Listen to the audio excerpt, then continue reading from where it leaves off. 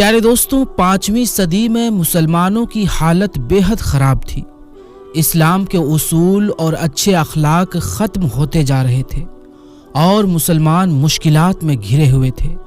لوگوں پر ظلم ہو رہا تھا اور بے حیائی عام ہو چکی تھی۔ دین کے ادارے تباہ کیے جا رہے تھے اور قانون کی کوئی عزت نہیں رہی تھی۔ ایسے مشکل دور میں اللہ نے حضرت شیخ عبد القادر جیلانی رضی اللہ تعالی عنہ کو بھیجا۔ انہوں نے اسلام کو دوبارہ زندہ کیا، لوگوں کو علم اور دین کی طرف بلایا اور برائیوں کا مقابلہ کیا۔ آپ نے لوگوں کو سنت رسول صلی اللہ علیہ وسلم پر چلنے کی تاکید کی اور دین کی حفاظت فرمائی۔ آپ کو محی الدین یعنی دین کو زندہ کرنے والا کا لقب عطا کیا گیا۔ آپ رضی اللہ تعالی عنہ کا مبارک نام عبد القادر ہے۔ آپ کی کنیت ابو محمد ہے اور القاب میں محی الدین، محبوب سبحانی، غوث الثقلین اور غوث اعظم شامل ہے۔ آپ رضی اللہ تعالی عنہ کی پیدائش 470 ہجری میں بغداد کے قریب جیلان نام کی ایک جگہ پر رمضان المبارک کے پہلے دن ہوئی۔ نسب کے لحاظ سے آپ رضی اللہ تعالی عنہ ابو جان کی طرف سے نواسائے رسول امام حسن مجتبی رضی اللہ تعالی عنہ کے 11ویں پوتے تھے۔ وہیں امی جان کی طرف سے آپ امام عالی مقام امام حسین رضی اللہ تعالی عنہ کے 12ویں پوتے تھے۔ آپ کا خاندان نیک اور پرہیزگار لوگوں کا تھا۔ آپ کے نانا جان، دادا جان، ابو جان، امی جان، پھوپھی جان، بھائی اور بیٹے سب اللہ سے خوف رکھنے والے اور پرہیزگار تھے۔ اسی وجہ سے لوگ آپ کے پورے خاندان کی بہت عزت کرتے تھے۔ لوگ آپ کے خاندان کو عزت دار اور شریفوں کا خاندان کہتے تھے۔ آپ رضی اللہ تعالی عنہ کے ابو جان کا نام حضرت ابو صالح سید موسیٰ جنگی دوست رضی اللہ تعالی عنہ تھا۔ آپ کے ابو کا نام سید موسیٰ، کنیت ابو صالح اور لقب جنگی دوست تھا۔ آپ جیلان شریف کے بڑے بزرگوں میں سے تھے اور ایک ولی کامل بزرگ تھے۔ ایک دن حضرت غوث اعظم رضی اللہ تعالی عنہ کے ابو جان رمضان شریف کے مہینے میں کہیں تشریف لے جا رہے تھے۔ راستے میں آپ کو دریائے دجلہ پار کرنا پڑا۔ اسی دوران ایک سیب بہتا ہوا آپ کے قریب آیا، جسے آپ نے اٹھا کر اسی سے روزہ افطار کر لیا۔ کھانے کے بعد خیال آیا کہ اللہ جانے یہ سیب کس کا تھا، ندی میں بہہ کر کیسے آیا اور ہم نے اس کے مالک کی اجازت کے بغیر کیسے کھا لیا۔ بغیر اجازت کے کھا لینا آپ کو اپنی پرہیزگاری کے خلاف محسوس ہوا۔ پھر خیال آیا کہ کہیں ایسا نہ ہو کہ قیامت کے دن یہی سیب عذاب کا سبب بن جائے اور ہم خدا کی بارگاہ میں گرفتار ہو جائیں۔ یہ سوچ کر آپ وہاں سے اٹھے اور اپنا قصور معاف کرانے کے لیے سیب کے مالک کی تلاش میں دریا کے کنارے کنارے چل دیے۔ کافی دیر چلنے کے بعد ایک بہت بڑا باغ نظر آیا، جس کی کچھ شاخیں پھلوں سے لدی ہوئی تھی اور پانی میں جھکی ہوئی تھی۔ ہوا کے جھونکوں سے پکے ہوئے پھل ٹوٹ ٹوٹ کر پانی میں گر رہے تھے۔ آپ کو یقین ہو گیا کہ جو پھل میں نے کھایا ہے وہ اسی باغ کا تھا۔ پھر آپ نے اس باغ کے مالک کا پتہ کیا تو معلوم ہوا کہ اس باغ کے مالک ایک خدا رسیدہ بزرگ حضرت سید عبداللہ سومئی رضی اللہ تعالی عنہ ہیں۔ آپ ان کی خدمت میں حاضر ہوئے۔ حضرت سید عبداللہ سومئی رضی اللہ تعالی عنہ نے فرمایا، بیٹے، میں تمہاری اس غلطی کو معاف کر دوں گا، لیکن تمہیں میرے باغ کی دیکھ بھال کرنی ہوگی اور یہ کام تمہیں 10 سال تک کرنا ہوگا۔ حضرت ابو صالح موسیٰ رضی اللہ تعالی عنہ نے حکم پاتے ہی باغ کی دیکھ بھال میں لگ گئے۔ جب 10 سال کا لمبا عرصہ گزر گیا تو ایک دن حضرت سید عبداللہ سومئی رضی اللہ تعالی عنہ نے حضرت ابو صالح موسیٰ رضی اللہ تعالی عنہ کو بلا کر فرمایا، ابھی ایک شرط اور باقی ہے، اسے بھی پورا کرنا ہوگا، پھر معافی ہوگی۔ وہ شرط یہ ہے کہ میری ایک لڑکی ہے جس میں 5 عیب ہیں۔ پہلا عیب وہ اندھی ہے، دوسرا عیب وہ بہری ہے، تیسرا عیب وہ گونگی ہے، چوتھا عیب وہ لولی ہے اور 5واں عیب یہ ہے کہ وہ لنگڑی ہے۔ آپ کو اس سے نکاح کرنا ہوگا۔ حضرت ابو صالح موسیٰ رضی اللہ تعالی عنہ یہ سن کر گہری سوچ میں پڑ گئے۔ ایک طرف سیب کی معافی کا سوال تھا اور دوسری طرف ایسی عورت سے نکاح کرنا جو اپاہج ہو۔ یہ پوری زندگی کا معاملہ تھا۔ آخر ایسی عورت کے ساتھ ساری زندگی کیسے کٹے گی؟ اس سوچ نے آپ کو بہت پریشان کر دیا اور آپ کے من میں کئی طرح کے خیال آنے لگے۔ آخر کار آپ نے فیصلہ کیا کہ زندگی فانی ہے اور جوانی بھی چند دنوں کی مہمان ہے۔ حضرت شیخ ابو صالح موسیٰ رضی اللہ تعالی عنہ نے کہا، مجھے منظور ہے، میں آپ کی اپاہج بیٹی کے ساتھ نکاح کرنے کو تیار ہوں۔ یہ سن کر حضرت عبداللہ سومئی رضی اللہ تعالی عنہ نے ان کی غلطی کو معاف کر دیا اور نکاح ہو گیا۔ جب حضرت ابو صالح موسیٰ جنگی دوست رضی اللہ تعالی عنہ اپنی بیوی کے پاس گئے تو دیکھا کہ ان کے تمام اعضاء صحیح سلامت ہیں۔ وہاں ایک بے حد خوبصورت اور تندرست لڑکی بیٹھی ہوئی تھی۔ اس حسن و جمال کو دیکھ کر سوچا کہ شاید یہ کوئی اور لڑکی ہے۔ آپ جلدی سے باہر نکل آئے اور حضرت سید عبداللہ سومئی رضی اللہ تعالی عنہ سے ملاقات کی اور کہا، یہ تو کوئی اور عورت ہے، اس میں تو کوئی عیب ہی نہیں اور اپنے حسن و جمال میں بے مثال ہے۔ حضرت عبداللہ سومئی رضی اللہ تعالی عنہ نے فرمایا، اے جوان صالح، یہ تیری ہی بیوی ہے۔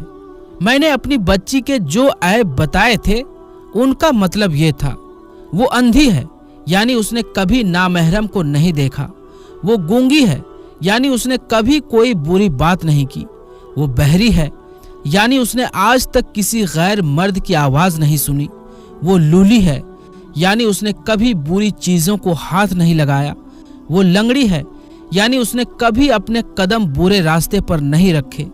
یہ حضرت عبداللہ سومئی رضی اللہ تعالی عنہ کی بیٹی تھی، جن کا نکاح حضور غوث پاک رضی اللہ تعالی عنہ کے ابو جان حضرت شیخ ابو صالح موسیٰ جنگی دوست رضی اللہ تعالی عنہ سے ہوا، جو ولی کامل کی بیٹی تھی اور ولی کامل کی بیوی بنی۔ پھر انہی پاک خاتون حضرت ام الخیر فاطمہ ثانی رضی اللہ تعالی عنہ کے شکم پاک سے ہمارے بڑے پیر حضور غوث اعظم رضی اللہ تعالی عنہ پیدا ہوئے۔ اس مقدس ماں کو سردار اولیاء بڑے پیر حضور غوث اعظم رضی اللہ تعالی عنہ کو دودھ پلانے اور گود میں لینے کا شرف حاصل ہوا۔ ہمارے بڑے پیر حضور غوث اعظم رضی اللہ تعالی عنہ کے ایک سگے بھائی بھی تھے، جن کا نام ابو احمد عبداللہ تھا۔ یہ عمر میں آپ سے چھوٹے تھے اور اپنی والدہ محترمہ کی خدمت میں لگے رہتے تھے۔ انہوں نے جیلان کے علماء سے علم حاصل کیا۔ جوانی کے دنوں میں ہی ان کا اپنے وطن جیلان میں وصال ہو گیا۔ تمام بزرگوں کا اتفاق ہے کہ حضور غوث اعظم رضی اللہ تعالی عنہ پیدائشی ولی تھے۔ آپ کی ایک کرامات یہ تھی کہ آپ رمضان میں صبح سے لے کر شام تک یعنی فجر سے لے کر سورج کے ڈوبنے تک کبھی دودھ نہیں پیتے تھے۔ پورے رمضان شریف میں آپ روزے کی حالت میں رہتے تھے اور جب افطار کا وقت آتا اور مغرب کی اذان ہوتی تبھی آپ دودھ پیتے تھے۔ اس کرامات کی اتنی چرچا ہوئی کہ جیلان میں ہر جگہ یہ بات پھیل گئی کہ سادات کے گھرانے میں ایک ایسا بچہ پیدا ہوا ہے جو رمضان کے دنوں میں پورا دن دودھ نہیں پیتا۔ ہمارے بڑے پیر حضور غوث اعظم رضی اللہ تعالی عنہ بچپن سے ہی کھیل کود سے دور رہتے تھے۔ تو دوستوں، جیسا کہ ہم غوث پاک رضی اللہ تعالی عنہ کے بچپن والی ویڈیو میں ذکر کر چکے ہیں کہ جب غوث پاک رضی اللہ تعالی عنہ اپنی ماں سے اجازت لے کر علم حاصل کرنے کے لیے بغداد شریف جا رہے تھے تو راستے میں ڈاکوؤں سے سامنا ہوا۔ آپ نے اپنی ماں کی نصیحت پر عمل کرتے ہوئے ہر حال میں سچ بولا، جس سے ڈاکوؤں کا سردار اتنا متاثر ہوا کہ اس نے آپ کے قدموں پر گر کر توبہ کر لی اور اس کے ساتھ باقی ڈاکوؤں نے بھی راہ ہدایت اختیار کر لی۔ اب ہم ان واقعات کے بعد سیدھے بغداد شریف پہنچتے ہیں، جہاں حضور غوث اعظم رضی اللہ تعالی عنہ نے علم کے سفر میں کیسی آزمائشوں اور مشکلات کا سامنا کیا اور کس طرح صبر اور ریاضت سے ان ساری چنوتیوں کو پار کیا۔ ہمارے بڑے پیر حضور غوث اعظم رضی اللہ تعالی عنہ کو طالب علم کے زمانے میں جن مصیبتوں اور تکلیفوں کا سامنا کرنا پڑا، اس سے یہ صاف ظاہر ہوتا ہے کہ بغداد شریف میں آپ کے پاس کوئی مددگار یا غمخوار یعنی دکھ بانٹنے والا نہیں تھا۔ آپ کی امی جان کبھی کبھی کچھ تھوڑے سے درہم اور دینار بھیج دیا کرتی تھی اور اسی سے آپ کا کھانے پینے کا گزارا چلتا تھا۔ اس وقت آپ کو بہت زیادہ پریشانیوں کا سامنا کرنا پڑا۔ میرے آقا حضور غوث اعظم رضی اللہ تعالی عنہ نے ظاہری اور باطنی علم حاصل کرنے کے بعد محنت اور اللہ کی عبادت میں مشغول ہو گئے۔ انہوں نے بڑی بڑی کوششیں اور عبادتیں کی۔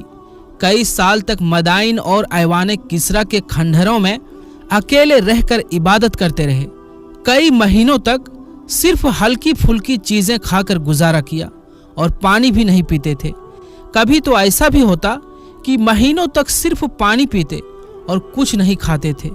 ویرانوں اور جنگلوں میں بھوکے پیاسے گشت کرتے رہتے اور کبھی کبھی 40 دنوں تک بنا پانی اور کھانا کے عبادت اور ریاضت میں مشغول رہتے، اپنی نفسانی خواہشوں سے جہاد فرماتے رہتے۔ حضرت احمد بن یحییٰ نقل کرتے ہیں کہ میں نے خود حضور غوث اعظم رضی اللہ تعالی عنہ سے سنا کہ میں پھرتا رہا، اس وقت نہ میں لوگوں کو پہچانتا تھا اور نہ لوگ مجھے پہچانتے تھے۔ میں برابر 40 سال تک عشاء کے بعد سے صبح ہر روز بلا ناگا ایک ختم قرآن مجید کی تلاوت کرتا رہا، اور انہی محنت اور عبادت کے دوران کچھ دنوں تک حضور غوث اعظم رضی اللہ تعالی عنہ پر اللہ کے شکر کے گہرے جذبے کی حالت چھا گئی تھی۔ ان حالت میں کبھی کبھی آپ جنگلوں اور سنسان علاقوں میں دوڑتے رہتے اور یہ بھی پتہ نہیں ہوتا کہ کہاں جا رہے ہیں۔ جب یہ حالت ختم ہوتی اور آپ کو ہوش آتا تو آپ اپنے آپ کو دور دراز علاقوں میں پاتے۔ کبھی ایسا بھی ہوتا کہ آپ پر اتنی گہری کیفیت چھا جاتی کہ ویرانوں اور جنگلوں میں زور زور سے اللہ کا ذکر کرتے اور نعرہ لگاتے تھے، یہاں تک کہ لوگ آپ کو دیوانہ سمجھنے لگتے تھے۔ حضرت شیخ عثمان شریفینی رضی اللہ تعالی عنہ سے روایت ہے کہ حضور غوث اعظم رضی اللہ تعالی عنہ جس زمانے میں عراق کے جنگلوں اور ویرانوں میں عبادت اور ریاضت میں مشغول تھے، تو اکثر ایسا ہوتا کہ جنگلوں کی بھیانک اور اندھیری راتوں میں شیاطین ہتھیاروں سے لیس ہو کر خوفناک صورتیں بنا کر آپ کے پاس آتے اور ڈراتے، آپ پر آگ پھینکتے اور لڑائی کرتے تھے۔ آپ غیب کی جانب سے یہ آواز سنتے تھے، اے عبد القادر، تم ان شیطانوں سے مقابلے کے لیے اٹھو، کیونکہ ہم نے تمہیں ثابت قدم رکھا ہے اور ہماری مدد تمہارے ساتھ ہے۔ میرے آقا حضور غوث اعظم رضی اللہ تعالی عنہ کے بیٹے شیخ موسیٰ رضی اللہ تعالی عنہ کا بیان ہے کہ آپ اپنے سفر کے دوران ایک مرتبہ ایسے جنگل میں چلے گئے جہاں پانی کا نام و نشان تک نہ تھا۔ کئی دن تک آپ پر پیاس کا سخت غلبہ ہوا اور اچانک آپ کے سر مبارک پر بادل کا ٹکڑا آ گیا اور بارش ہونے لگی، جس سے آپ خوب سیراب ہو گئے۔ پھر اس بادل سے ایک روشنی ظاہر ہوئی جو حد نظر تک پھیل گئی، اور اس روشنی میں ایک صورت ظاہر ہوئی جس نے پکار کر کہا، اے عبد القادر، میں تمہارا رب ہوں، میں نے تم پر تمام حرام چیزوں کو حلال کر دیا۔ یہ آواز سن کر میرے آقا حضور غوث اعظم رضی اللہ تعالی عنہ نے اعوذ باللہ من الشیطان الرجیم پڑھا اور فرمایا، اے مردود، تو دور ہو جا۔ وہ روشنی غائب ہو گئی اور وہ صورت دھوئیں کی طرف پھیل گئی۔ پھر اس سے آواز آئی، اے عبد القادر، آج تم اپنے علم کی بدولت میرے دھوکے سے بچ گئے، ورنہ اس کے پہلے اسی میدان میں 70 اولیاء طریقت کو گمراہ کر کے ان کی ولایت کو ختم کر چکا ہوں۔ میرے آقا حضور غوث اعظم رضی اللہ تعالی عنہ نے فرمایا، اے شیطان، میرا علم بھلا کیا بچا سکتا ہے جب تیرا علم تجھ کو نہیں بچا سکا۔ اے شیطان مردود، خوب غور سے سن لے، میرے علم نے نہیں بلکہ میرے رب کے فضل و کرم نے مجھے تیرے شر سے بچا لیا۔ میرے آقا حضور غوث اعظم رضی اللہ تعالی عنہ سے پوچھا گیا کہ حضور، آپ نے یہ کیسے پہچان لیا کہ یہ شیطان ہے؟ تو آپ نے فرمایا کہ اس گمراہ کن قول سے کہ تمام حرام چیزوں کو تیرے لیے حلال کر دیا گیا ہے۔ فوراً میں نے پہچان لیا کہ یہ شیطان ہی ہے، کیونکہ اللہ تعالیٰ کبھی ناپاک و حرام چیزوں کو کسی کے لیے حلال نہیں کرتا۔